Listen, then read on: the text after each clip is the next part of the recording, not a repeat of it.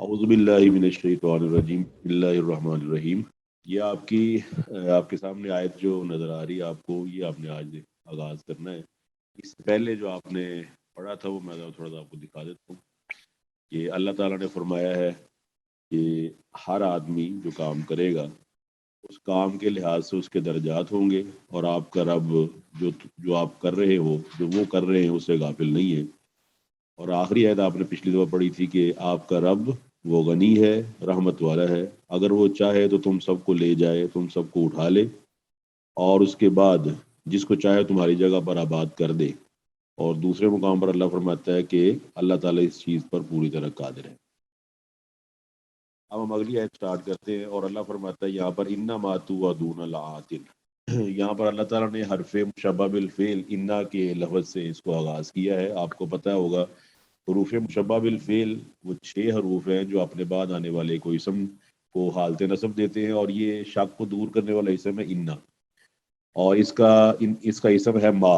انا ما یعنی کہ بے شک ما جو، ما یہاں پر موصولہ ہے، یعنی کہ بے شک ما جو بھی توعدون تم وعدہ کیے جاتے ہو۔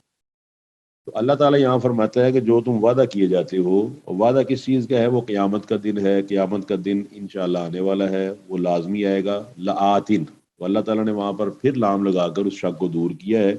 تو اس کا مطلب ہے کہ یہ ساتھ ساتھ آپ یہ سمجھتے جائیں گے گرامر کے اصول اور گرامر کے ضوابط وہ قرآن مجید کو سمجھنے کے لیے انتہائی ضروری ہیں، کیونکہ الفاظ کا چناؤ، الفاظ کے اندر جو آپ استعمال کرتے ہیں، کبھی آپ زور دیتے ہیں، کبھی آپ سٹریس کرتے ہیں، کبھی آپ کسی کو پریشرائز کرتے ہیں، کبھی آپ حروف اور الفاظ کو تبدیل کر کے اپنے جذبات کا اظہار کرتے ہیں۔ تو اس کے لیے گرامر نے کئی الفاظ بنائے ہوتے ہیں جس سے اندازہ ہوتا ہے کہ آپ کس طرح گفتگو کر رہے ہیں اور آپ کتنا سٹریس کر رہے ہیں۔ یہاں پر سٹریس دیکھیے کہ پہلے انّا ہے، بے شک ما جو وعدہ کیا جاتا ہے تم سے، لآتن یقیناً آنے والا ہے، یعنی کہ وہ قیامت لازمی آنے والی ہے۔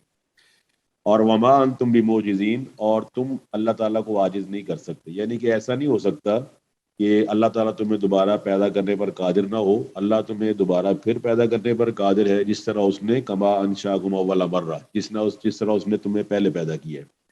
آپ کو معلوم ہے سورہ یاسین کے اندر اللہ وحدہ لا شریک نے اسی بات کا ذکر کیا ہے، وناسی خلقہ قال من یحیی العظام وہی رمیم قل یحییھا الذی انشأھا اول مرہ وہو بکل شیء علیم۔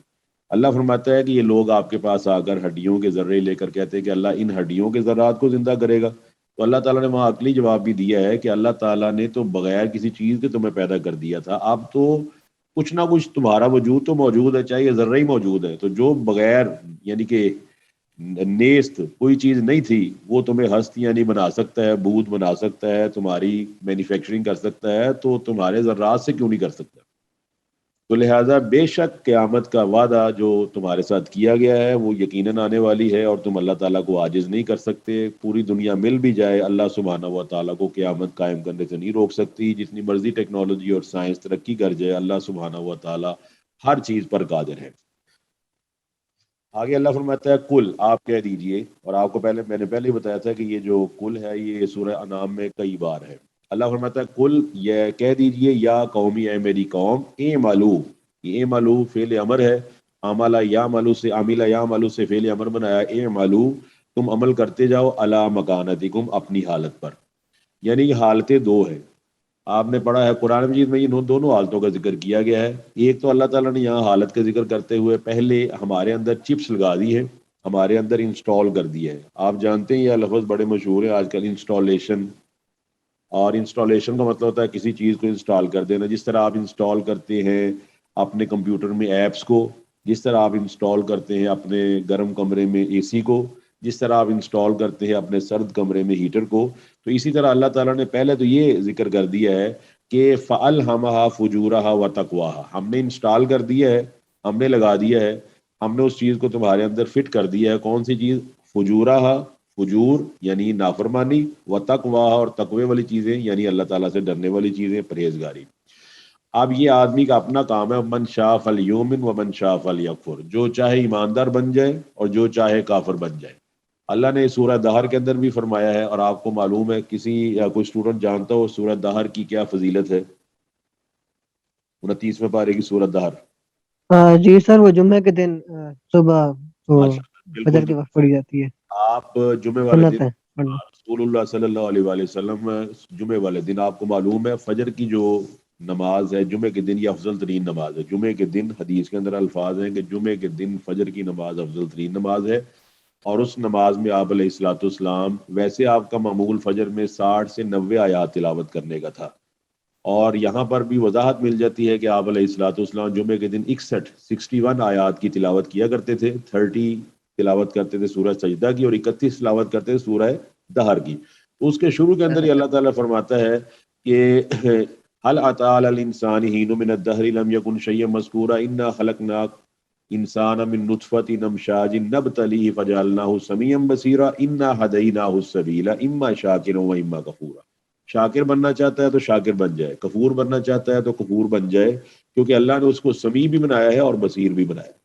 یہاں پر آپ تمام لوگ چونکہ ٹیکنالوجی اور سائنس کو سمجھنے والے اسٹوڈنٹس ہیں، تمام ماشاءاللہ پڑھے لکھے ہیں، دنیاوی علوم سے آراستہ اور پیراستہ ہیں، آپ کو معلوم ہے کہ فزیکل رولز اس وقت پوری دنیا میں مانے جاتے ہیں، تسلیم کیے جاتے ہیں۔ سب جانتے ہیں کہ زہر ہلاک کر دیتا ہے، سب جانتے ہیں کہ اونچی جگہ سے آدمی گر جائے تو آدمی مر جاتا ہے، سب جانتے ہیں کہ ایکسپائری دوائی آدمی کھائے تو اس کو الٹا نقصان پہنچ سکتا ہے، لہٰذا یہ تمام کام نہیں کیے جاتے۔ بالکل ایسے ہی سمیعن بصیرن، ایک چیز آپ کے لیے پازیٹیو ہے لیکن آپ اس کو نیگیٹو میں کنورٹ کر دیتے ہیں۔ اس کی سب سے آسان مثال آپ کا کھانا ہے۔ آپ کا کھانا اگر پڑا رہے باہر تو وہی کھانا جو آپ نے بڑے چاؤ سے پکایا تھا اگلے دن وہ باسی ہو جاتا ہے، باسی ہونے کے بعد وہ آپ کے جسم کے استعمال کے قابل نہیں رہتا بلکہ آپ اس کو پھینک دیتے ہیں۔ بالکل ایسے ہی اللہ نے سمیع بھی بنایا اور بصیر بھی بنایا، کس کو؟ ہر انسان کو۔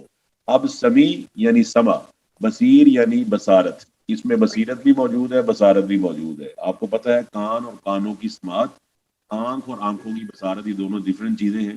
کان ایک آلہ ہے جس کے ذریعے آپ سنتے ہیں، آنکھ ایک ٹول ہے جس کے ذریعے آپ دیکھتے ہیں۔ اللہ فرماتا ہے سمیع بصیرہ، سمیع بھی بنا دیا ہے، بصیر بھی بنا دیا ہے۔ اب سمیع اور بصیر بنانے کے بعد یہ اب اس کا کام ہے کہ اپنے کھانے کو تازہ رکھتا ہے یا بگاڑ لیتا ہے، کیونکہ ہم نے اس کو الہام کر دیا ہے فجور کا بھی اور تقوا کا بھی۔ تو نبی کریم صلی اللہ علیہ وسلم صاحب ظاہر ہے، آپ نے خود اپنے بارے میں فرمایا ہوا ہے کہ انی لاخشاکم للہ واتقاکم۔ تو اللہ تعالیٰ فرماتا ہے اپنے نبی علیہ الصلوۃ والسلام کو کہ آپ ان سے کہہ دیجئے کہ یہ قوم اپنے کرتی رہے، اپنا کام کرتی رہے، اور اللہ نے یہ بھی فرمایا ان سعیکم لشتی۔ یہ اسٹوڈنٹ بس یہ ذہن میں رکھے گا، آج نا یہاں پر کافی دھند ہے جہاں میں بیٹھا ہوں، یہ تھوڑا سا پرابلم آئے گا، بہرحال آپ اس کو تھوڑا سا اللہ کے حکم سے برداشت کر لیں۔ تو فرمایا کہ اے میری قوم، ان سعیکم لشتی، بے شک تمہاری جو کوشش ہے مختلف ہے، ہر آدمی کوشش میں مصروف ہے۔ وَلَيْسَ لِلْإِنسَانِ إِلَّا مَا سَعَىٰ، سعی کر رہا ہے، اور جو سعی کرے گا آخرت کے لیے وہ مشکور ہے، اس کی قدردانی کی جائے گی۔ تو لہٰذا تم سعی کر رہے ہو، تم کوشش کر رہے ہو دین کے مخالفت کے لیے، دین کو ختم کرنے کے لیے، اور میں کوشش کر رہا ہوں دین کو باقی اور ساری رکھنے کے لیے، اور اس کو جو ہے ہی اونچا اعلیٰ ہے اس کو مزید اس کے اندر اپنا حصہ ڈالنے کے لیے۔ انی عامل، تو بے شک میں عمل کرنے والا ہوں، بے شک میں عمل کرنے والا ہوں۔ فسوف تعلمون، تو ان قریب تم جان لو گے، من تکون له عاقبۃ الدار، کہ کس کے لیے آخرت کا گھر ہے۔ اور آپ یہ تمام جانتے ہیں کہ ہمارے ہاں دو چیزیں ہیں، مسلمان مومن کا فرق ہے کافر اور فاسق سے، وہ یہ فرق ہے کہ مسلمان دو چیزوں پر یقین رکھتا ہے، ایک دنیا پر اور ایک آخرت پر۔ اس طرح آپ یقین رکھتے ہیں کہ میں ہوں اور میرا سایہ ہے، اور اللہ نے قرآن مجید میں فرمایا ہوا ہے کہ ہر چیز جو ہم نے پیدا کی ہے اس کا سایہ بھی پیدا کیا ہے۔ صاف ظاہر ہے کہ آپ کا سایہ آپ کے ساتھ برآمد ہوتا ہے، آپ نکلتے ہیں سایہ نکل آتا ہے، آپ بیٹھ جاتے ہیں سایہ بند، مطلب آپ کے ساتھ آپ کا سایہ لگا ہوا ہے۔ اسی طرح آدمی کا عمل ہے، اور عمل کے بعد یہ ہے کہ دنیا کا ایک سایہ ہے اور وہ ہے آخرت۔ دنیا ختم ہو جانے والی ہے، آخرت باقی رہنے والی ہے۔ آخرت کا گھر اللہ فرماتا ہے پتہ چل جائے گا کہ کس کے لیے عاقبت ہے، کس کے لیے آخرت کا گھر ہے۔ اور آپ کو معلوم ہے کہ اس آیت کے بعد کچھ عرصے کے بعد ہی اللہ تعالیٰ نے اس وعدے کو سچ کر دکھایا، اور وہ جو آپ نے آیت پڑھی لَتَدْخُلُنَّ الْمَسْجِدَ الْحَرَامَ إِنْ شَاءَ اللَّهُ آمِنِينَ مُحَلِّقِينَ رُءُوسَكُمْ وَمُقَصِّرِينَ لَا تَخَافُونَ۔ پہلے صلح حدیبیہ کے ذریعے اس کو پری فیس بنایا، اس کو مقدمہ بنایا، اس چیز کو اللہ سبحانہ و تعالیٰ نے افتتاحیہ بنا دیا، انوگوریشن کر دی مسلمانوں کی ترقی اور مسلمانوں کی کامیابی کی۔ اور اس کے کچھ عرصے بعد 2 سال کے بعد 8 ہجری میں اللہ وحدہ لا شریک نے اپنے نبی علیہ الصلوۃ والسلام کو فتح مبین عطا کر دی، واضح فتح عطا کر دی اور پورے کا پورا مکہ، پورے کا پورا عرب جو ہے وہ آپ کے زیر نگین آ گیا۔ تو اللہ تعالیٰ کی اس آیت سے معلوم ہوتا ہے کہ اللہ تعالیٰ یہ دیندار لوگوں کو، دین پر چلنے والوں کو دنیا میں بھی سرفرازی عطا فرماتا ہے، اور آخرت کے اندر سرفرازی تو ان کا مقدر ہے ہی ہے، اس میں کوئی شبہ والی بات نہیں۔ فرمایا انہ بے شک وہ لا یفلح الظالمون، ظالموں کو فلاح نہیں دیتا، یعنی کہ ظالم لوگ جو ہیں وہ کبھی فلاح نہیں پاتے، ظالم لوگ کبھی فلاح نہیں پاتے۔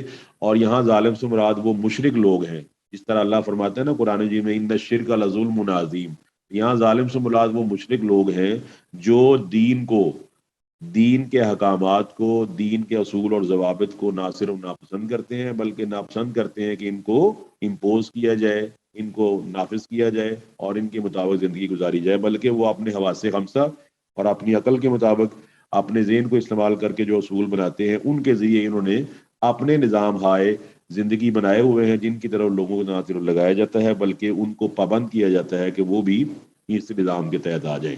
تو اللہ فرماتا ہے کہ ایسے ظالم فلاح نہیں پائیں گے، ایسے ظالم فلاح اس لیے نہیں پائیں گے کہ اللہ لہ الخلق والامر، اللہ تعالیٰ نے پیدا کیا ہے، والامر اور اللہ تعالیٰ کے حکم کے مطابق ہی مخلوق کام کرے گی تو پھر کام ہوگا، ورنہ کام نہیں ہو سکتا۔ تو یہ واضح ہو گیا اللہ وحدہ لا شریک کی آیت سے کہ ہمیں، ہمارے لیے طریقہ کار وہی ہے کہ ہم آپ علیہ الصلوۃ والسلام کی سنت، آپ کے عمل کی پیروی کریں، اور لوگ جو مرضی کہتے رہیں، لا یخافون لومۃ لائم، اللہ فرماتا ہے کہ یہ ملامت کرنے والے کی ملامت کی پرواہ نہیں کرتے، کیونکہ آخرت کا گھر جو ہے وہ انہی کے لیے ہی ہے، آخرت کا کامیابی کا خزانہ وہ صرف ان لوگوں کے لیے ہے جنہوں نے محمد رسول اللہ صلی اللہ علیہ وسلم کی فرمان برداری کی ہوگی، ظالموں کو فلاح نہیں ملے گی۔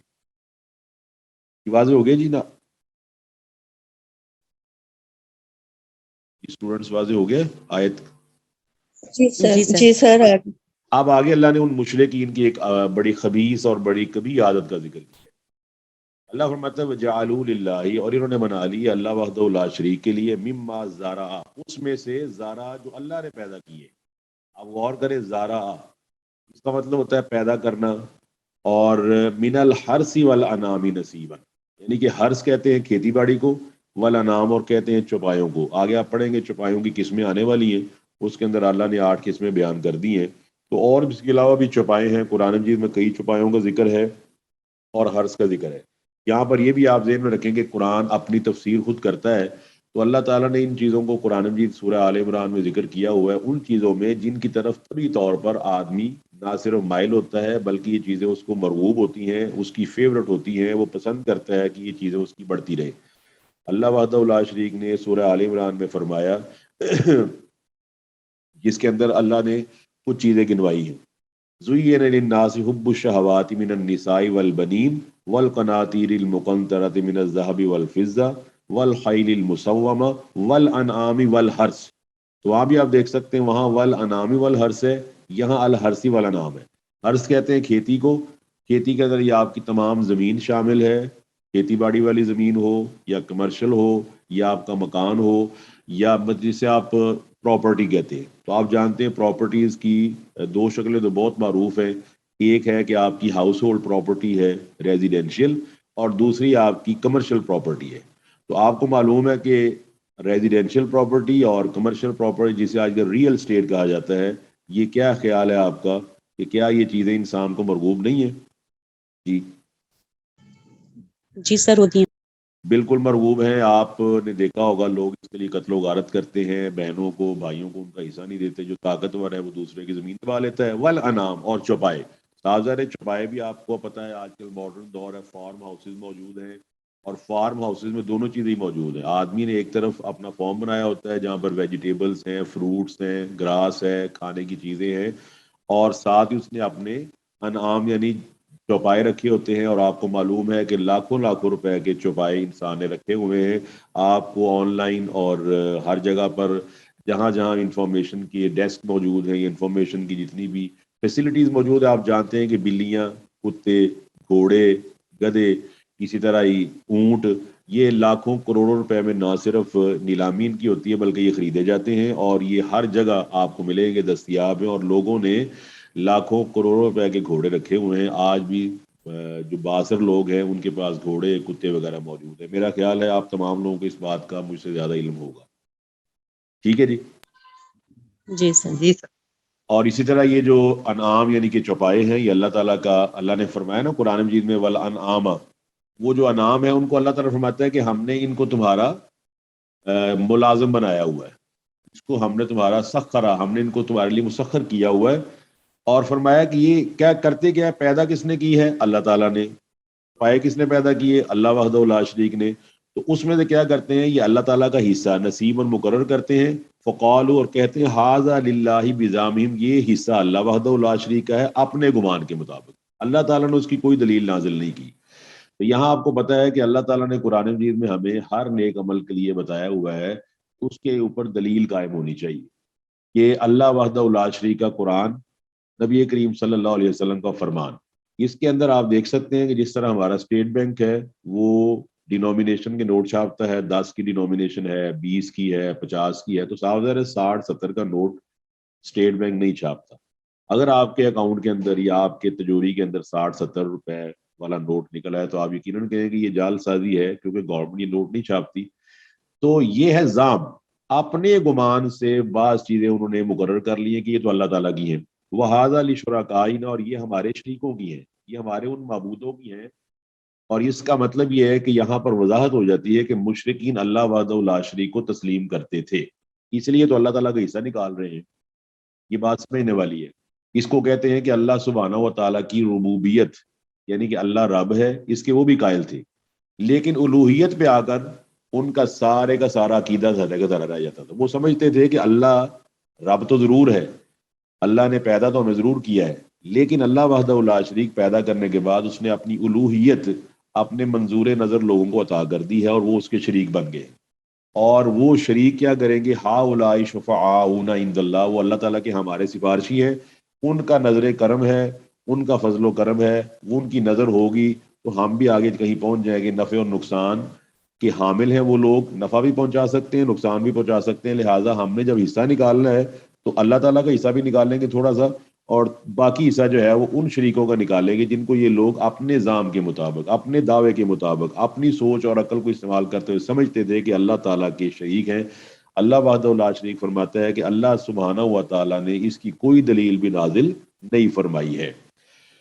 اللہ نے بار بار فرمایا قل ہاتوا برہانکم ان کنتم صادقین، تم اپنی دلیل لے کر آؤ، دلیل سے بات کرو، دلیل لے کر آؤ کہ اللہ نے ان کو شریک بنایا ہوا ہے۔ اور آپ کو معلوم ہوگا کہ آج ہم مسلمانوں کے اندر بھی یہ چیزیں بہت ساری مشرکین کی طرف سے ہمارے عقیدوں کے اندر بھی شامل ہو رہی ہیں، کچھ ہو چکی ہیں اور کچھ ہونے والی ہیں۔ ہم سمجھتے ہیں، اکثر لوگ سمجھتے ہیں کہ یہ فلاں بزرگ کا نور نظر ہے، یہ فلاں بزرگ کی کرامات ہیں، یہ اس کی نظر کرم ہے جس کی وجہ سے ہمارا کاروبار چل رہا ہے، لہٰذا ہم اس کا حصہ نکالیں گے۔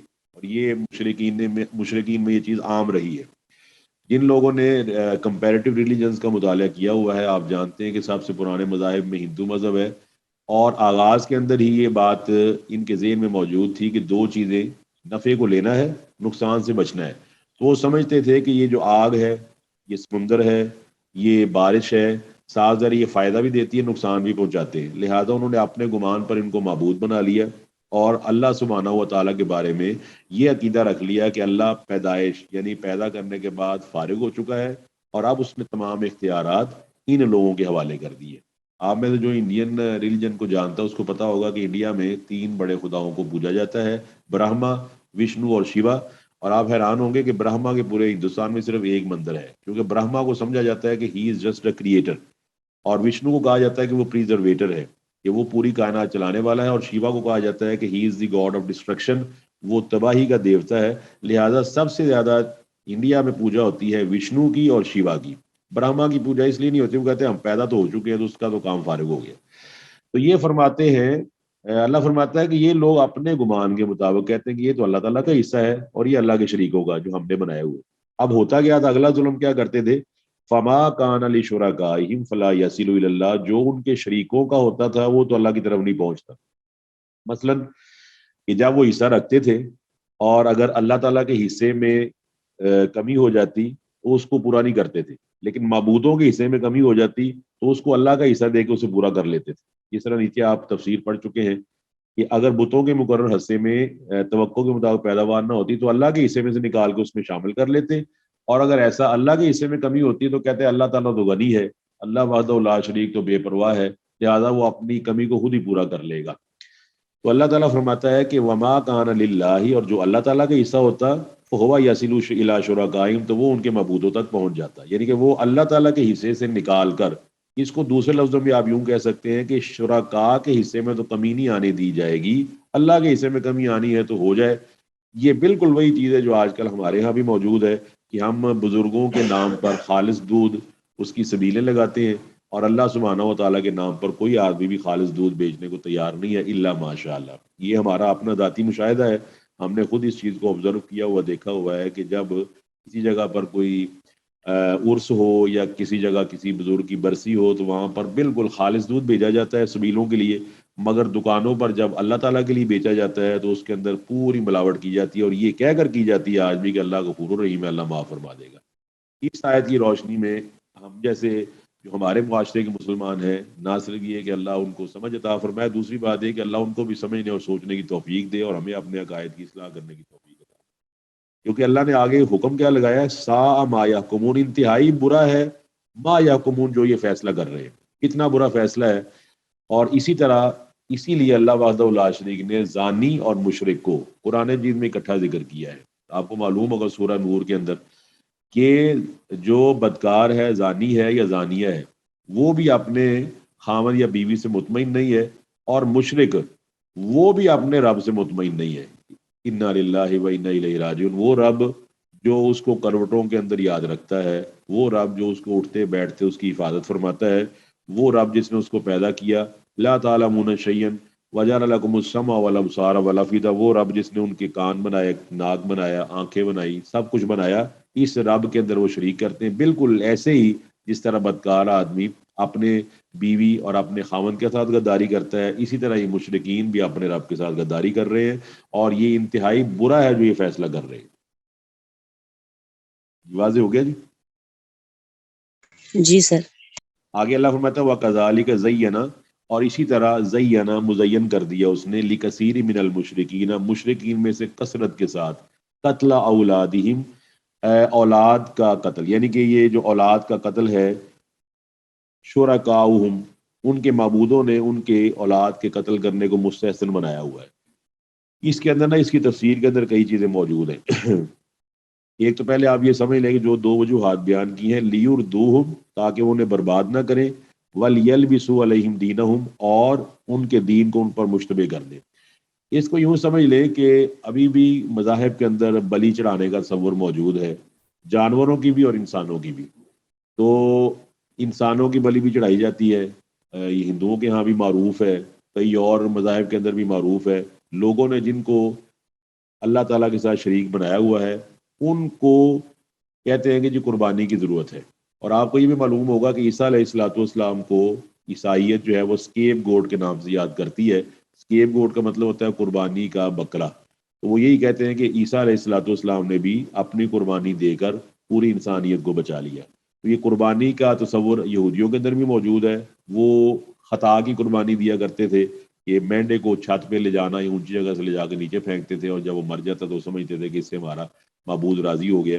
تو یہ قربانی اولاد کی دی جاتی یا قربانی چوپایوں کی دی جاتی، تو یہ اس لیے دی جاتی تھی کہ شرکاء راضی ہو جائے۔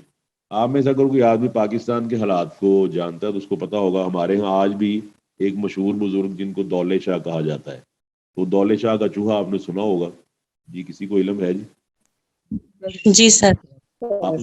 اس کے اندر کیا ہوتا ہے، یہ آپ کو پتا ہوگا کہ اس کے اندر ایک بچے کی منت مان لی جاتی ہے کہ ہم اس بچے کو اس دربار کی نظر کر دیں گے، اور اس کے سر پر ایک فولادی خود، استغفر اللہ معاذ اللہ، اللہ تعالیٰ معاف فرمائے، وہ چڑھا دیا جاتا ہے، جس کو اس کے سر کی نشو مانی ہوتی، اور اس کا سر بالکل چھوٹا ہو جاتا ہے، جسم اس کا بڑا ہوتا ہے، سر اس کا بالکل چھوٹا ہو جاتا ہے گیند کی مانند، اور اس کے بعد اس کو سبز کپڑے پہنا کر یہ کہا جاتا ہے کہ یہ دربار کا منظور نظر ہے، اور اس کو ہم نے دربار کے لیے وقف کر دیا ہے، پھر اس کے ذریعے لوگوں کو استعمال کیا جاتا ہے، اور لوگوں کے پیسے جو ہے وہ نکلوائے جاتے ہیں۔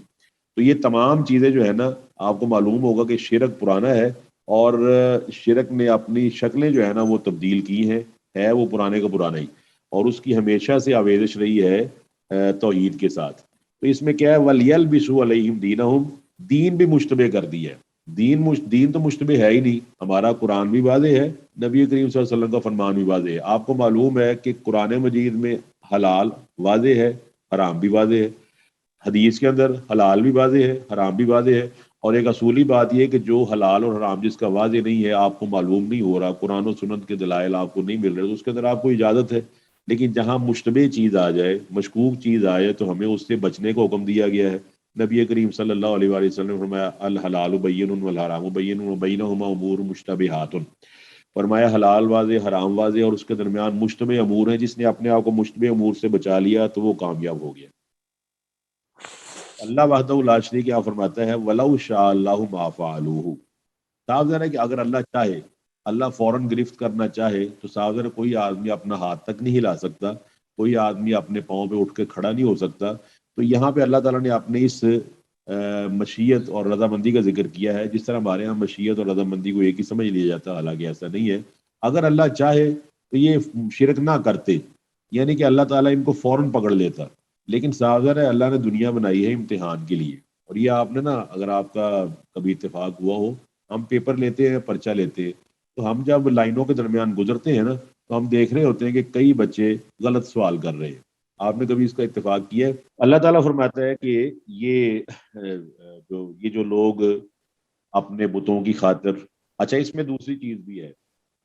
وہ یہ ایک تو ہے نا کہ آپ دیکھتے ہیں معبودوں کے لیے، اور ایک ہے کچھ نظام ہائے زندگی ایسے ہیں جس کے اندر آج بھی یہ فیملی پلاننگ کا جو تصور دیا جاتا ہے، یہ بھی کافی پرانا ہے. آپ کو معلوم ہے فرعون نے پہلی فیملی پلاننگ کا ذکر کیا تھا، اور وہ کیا تھا کہ یذبحون ابناءہم ویستحیون نساءہم. یعنی کہ بعض اوقات جو نظام ہے، جو آپ کا حکومتی نظام ہے، یا آپ جس کے ذریعے معاشرہ چلا رہے ہیں، اس کے اندر بھی ایسے نظام کے اندر ایسی چیزیں بنا لی جاتی ہیں جس کی طرف کہ وہ فیملی کو پلان کرتی ہیں کسی کے حوالے سے.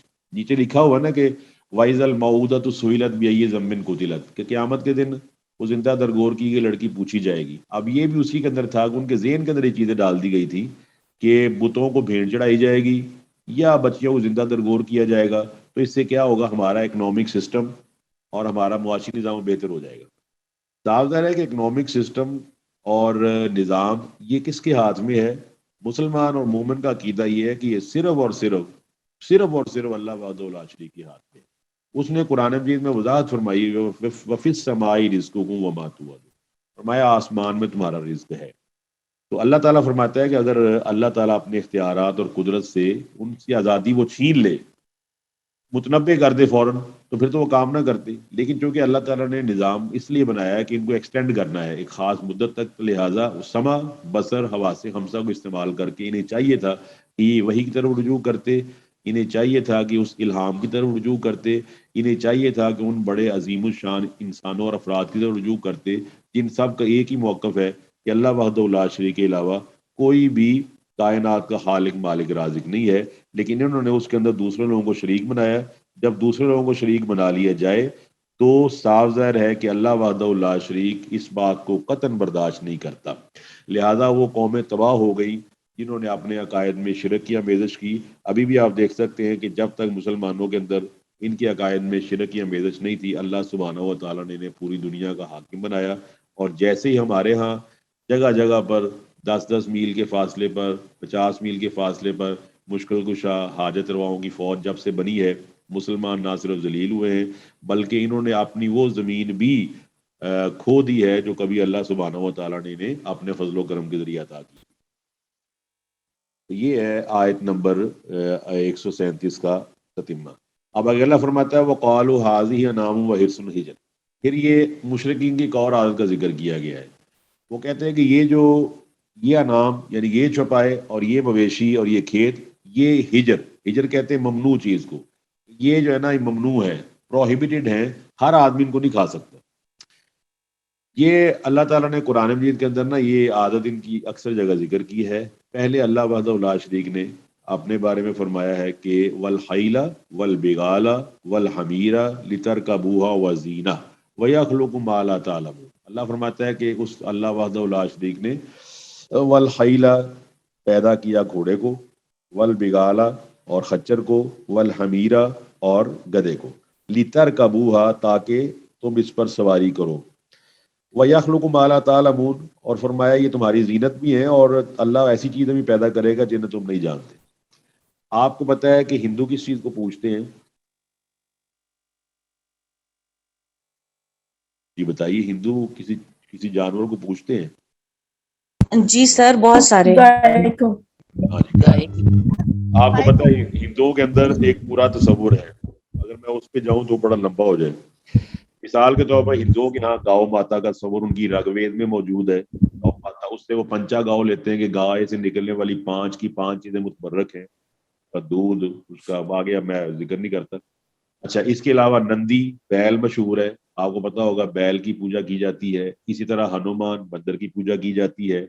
تو اب دیکھا دیکھے آپ دیکھ سکتے ہیں کہ ہمارے ہاں بھی بعض افراد کا یہ تصور ہے کہ یہ خاص جانور جسے اللہ تعالیٰ نے تو پیدا کیا ہے سواری کے لیے، آپ ظاہر ہے کہ گھوڑا کس لیے ہے؟ سواری کے لیے ہے، لیکن ہمارے ہاں یہ گھوڑے کو بڑا مقدس اور متبرک اتنا بنا لیا گیا ہے کہ اس کی سواری بعض لوگ سمجھتے ہیں کہ ممنوع ہے، منع کر دی گئی ہے۔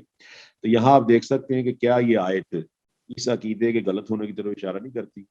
کہ مشرکین کا عقیدہ یہ ہے کہ یہ انعام اور یہ کھیتی جو ہے یہ ممنوع ہے، اس پر سواری نہیں ہوگی۔ اب سواری اس پہ نہیں ہوگی کہ اللہ کہتا ہے سواری کرو، یہ کہتا ہے سواری نہ کرو، تو بتائیے کس کی بات مانی جائے گی؟ اللہ تعالیٰ کی۔ اللہ تعالیٰ کی بات مانی جائے گی۔ اس لیے استاد دامن مشہور شاعر گزرے ہیں پاکستان کے، پنجابی شاعر تھے، تو وہ جب انڈیا سے ہجرت کر کے آئے تو انہوں نے ایک چھوٹا سا شعر کہا تھا پاکستان کے حالات کے مطابق۔ انہوں نے کہا تھا، پنجابی میں کہا تھا کہ یا اللہ کدھر جاں، یا اللہ کدھر جاں، ادھر گھوڑا ادھر گاں۔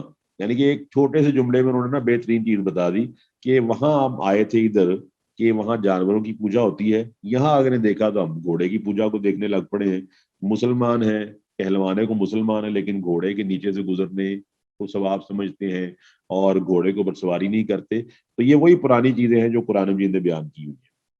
آگے فرمایا لا یطعمھا الا من نشاء بزعمہم، ان کو نہیں کھائے گا، ان سے فائدہ نہیں اٹھائے گا، الا مگر من نشاء، جس کو ہم چاہیں گے، بزعمہم اپنے زعم سے۔ اب آپ کو پتا ہے اپنے لحاظ سے تو چیز نہیں چلتی، اپنے لحاظ سے ہر آدمی درست ہے۔ دین کے اندر اپنا لحاظ، اپنا قول، اپنا فعل نہیں چلتا۔ دین کے اندر صرف 2 چیزیں چلتی ہیں، یا اللہ تعالیٰ کا قرآن چلتا ہے یا مدینے والے صلی اللہ علیہ وسلم کا فرمان چلتا ہے۔ یہ زام اپنے دعوے کے مطابق، اپنا دعویٰ، اپنی دلیل، اپنا قول، اپنا فعل، یہ قرآن مجید کے اندر نہ موجود ہے، نہ نبی کریم صلی اللہ علیہ وسلم کے فرمان میں موجود ہے۔ اگر آپ نے اس کو سمجھنا ہو نا اپنے ارادے کو، تو یہ بڑی سادہ آیت ہے۔ آپ کو پتہ ہے سورہ تحریم کی پہلی آیت میں کس چیز کی طرف اشارہ ہے؟ آپ اگر بتائیں گے تو آپ کو جلدی سمجھ آ جائے گی۔ سورہ تحریم کی آیت نمبر 1۔ سر وہ جو نبی کریم صلی اللہ علیہ وسلم کو منع کیا نا کہ آپ کیسے کسی حلال چیز کو جسے اللہ نے حلال کیا حرام کر سکتے ہیں۔ ماشاء اللہ، اللہ تعالیٰ آپ کو جزائے خیر دے۔ آپ نے بالکل درست کہا۔ اب دیکھیں اللہ تعالیٰ کے نبی نے اپنے خیال میں ایک چیز کو جب حرام قرار ٹھہرایا کہ میں یہ شہد نہیں کھاؤں گا، تو اللہ تعالیٰ نے اجازت دی ہے کہ اللہ تعالیٰ نے اپنے نبی سے فرمایا یا ایھا النبی لما تحرم، لما تحرم، آپ کیوں حرام کرتے ہیں؟ کہا، فرمایا کہ نہیں فرمایا؟ اللہ۔ جی سر۔ تو اس کا مطلب ہے کہ اللہ تعالیٰ کے نبی علیہ الصلوۃ والسلام دنیا میں، دنیا کے یعنی آسمان دنیا کے نیچے بہترین عورتوں کی خواہش کے مطابق بھی اگر ایک چیز کو حرام کرے اپنے اوپر، تو اللہ کو وہ چیز گوارا نہیں ہے۔ تو آپ دیکھ سکتے ہیں ہما اور شما، میں اور آپ کس کتار میں کھڑے ہوئے ہیں، میں اور آپ کسی چیز کو کس طرح حرام ٹھہرا سکتے ہیں اور اس کے بعد یہ دعویٰ کر سکتے ہیں کہ ہم مسلمان ہیں۔ اللہ وحدہ لا شریک کی حرام کردہ چیز حلال اور حلال کردہ چیز حرام، سوال ہی پیدا نہیں ہوتا، کیونکہ الیوم اکملت لکم دینکم، دین ہمارا مکمل ہو چکا ہے۔ ما کان محمد ابا احد من رجالکم ولکن رسول اللہ وخاتم النبیین، اللہ وحدہ لا شریک کے نبی محمد رسول اللہ آخری نبی اور پیغمبر ہیں۔ اب کسی آدمی کی مجال نہیں ہے کہ حلال کو حرام اور حرام کو حلال قرار دیتا پھرے، اپنا عزام ہے، اپنی باتیں۔ فرمایا وانعام، ابھی غور کریں، انعام اور وہ چوپائے حرمت ظہورها، فرمایا کہ ان کی پیٹھیں انہوں نے حرام کر لی، ان پہ نہ سواری ہوگی، نہ باربرداری ہوگی، نہ سوار ہو سکے گا، نہ ان پر۔ آپ بھی آج ہی آپ نا سڑکوں پہ بڑے گھوڑے دیکھ سکتے ہیں جن کے اوپر کالی چادر چڑھی ہوتی ہے اور جناب پتہ نہیں کیا کچھ اس پہ رکھا ہوتا ہے، نہ ان پہ سواری کی جاتی ہے، نہ باربرداری کی جاتی ہے۔ فرمایا کہ لا یذکرون اسم اللہ علیہا افتران علیہ، اور یہ مویشی ایسے بھی جن پر لوگ اللہ تعالیٰ کا نام نہیں لیتے بلکہ ان کو بزرگوں کے نام، دیوتاؤں کے نام، معبودوں کے نام منسوب کر دیتے ہیں، یہ فلانے کی گائے ہے، یہ فلانے کا بکرا ہے، یہ فلانے کی نیاز ہے۔ افتران علیہ، اللہ تعالیٰ پر جھوٹ باندھتے ہیں، اللہ سبحانہ و تعالیٰ پر بہت بڑا جھوٹ باندھتے ہیں.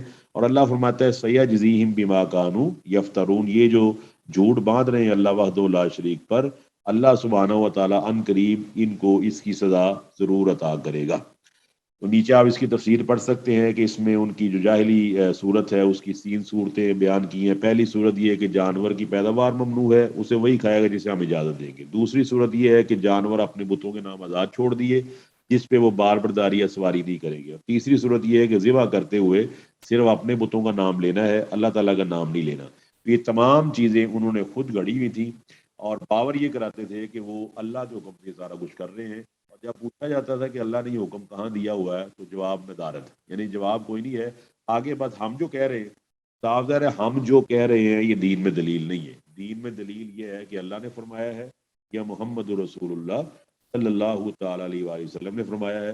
پوری دنیا کے لوگ جانتے ہیں کلمہ کہاں سے شروع ہوتا ہے، لا الہ الا اللہ محمد الرسول اللہ. تو اللہ تعالیٰ فرماتا ہے کہ یہ بعض جانوروں کو، بعض کھیتیوں کو حرام قرار رہے ہیں، کہہ رہی پروہیبٹڈ ہے، ممنوع ہے.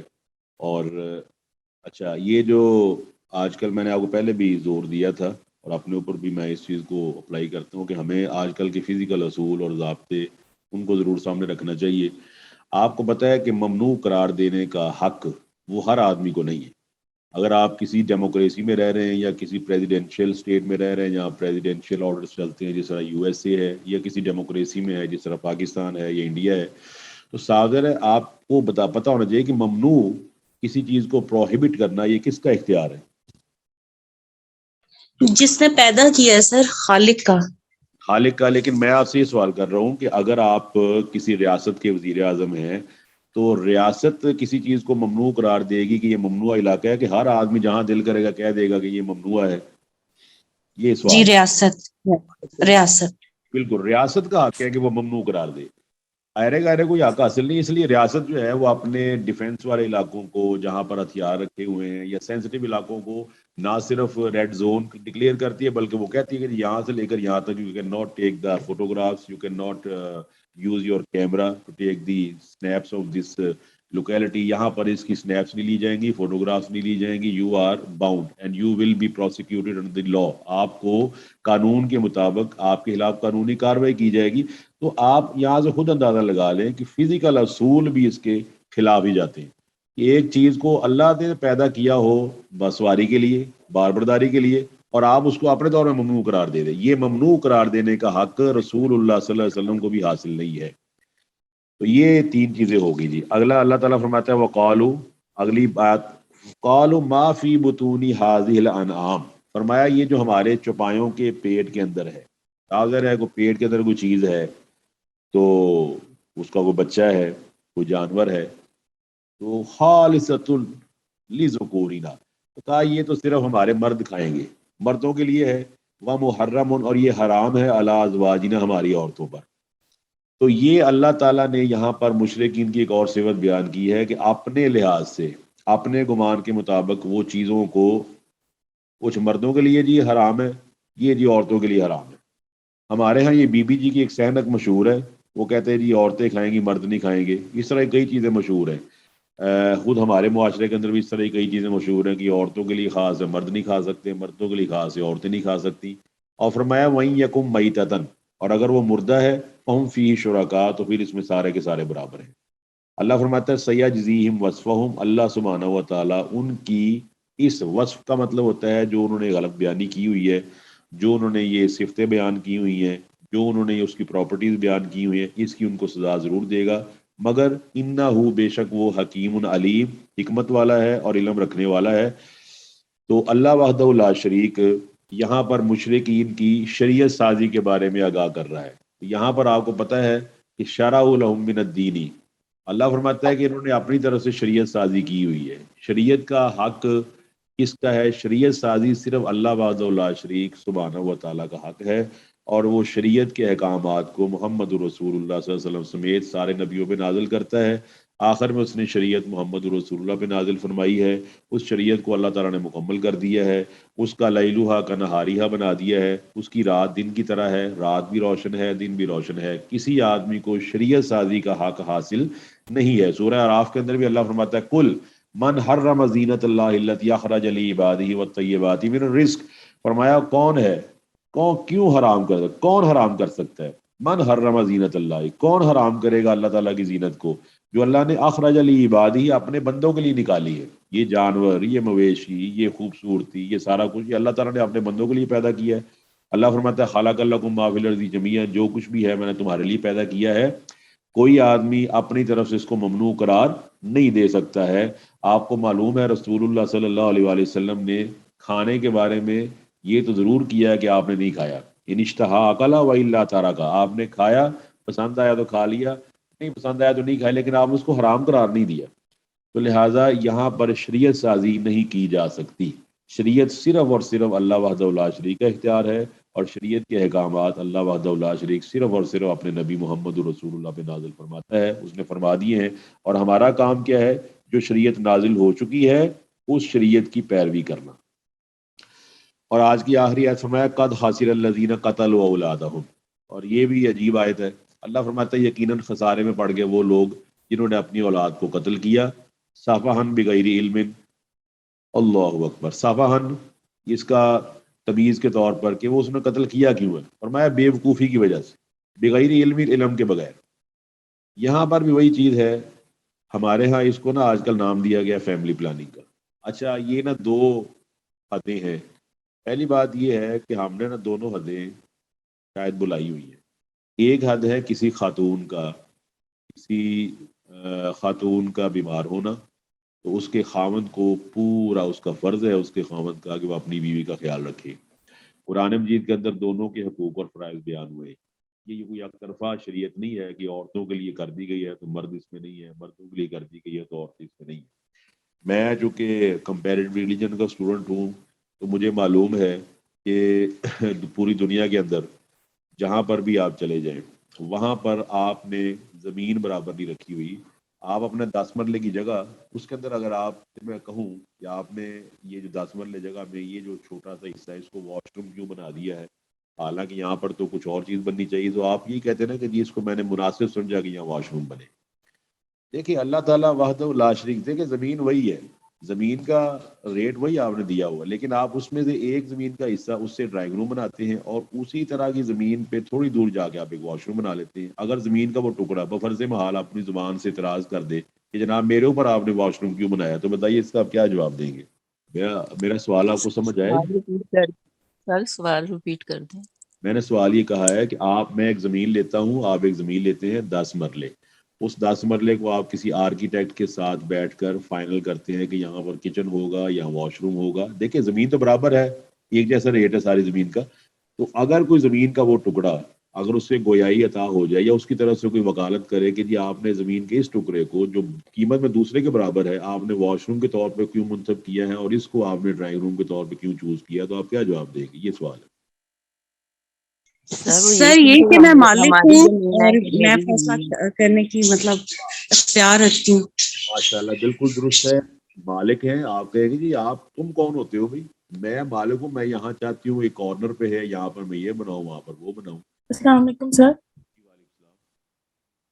سر میں نے آپ سے سوال یہ پوچھنا تھا، جس طرح بھی آپ نے بتایا کہ شریعت سازی کا حق صرف اللہ تعالیٰ کو حاصل ہے، نبی کریم صلی اللہ علیہ وسلم کو حاصل نہیں ہے، تو پھر اس کے علاوہ جو یعنی ہم پڑھتے ہیں کہ نبی کریم صلی اللہ علیہ وسلم کی ایک تشریعی حیثیت جس میں نبی کریم صلی اللہ علیہ وسلم نے قرآن میں جو احکام موجود نہیں تھے ان کے قانون سازی کی، جس طرح سے دادی کا حق مقرر کیا یا پھوپھی اور بھتیجی اور خالہ اور بھانجی کو نکاح میں لینے سے کو بھی حرام قرار دیا، تو پھر کیا یہ نبی کریم کی اس کا پھر کیا ہوگا کہ مطلب یہ نبی کی شریعت سازی نہیں ہے؟ نہیں، شریعت سازی، یہ بات سوال آپ کو بڑا اچھا ہے۔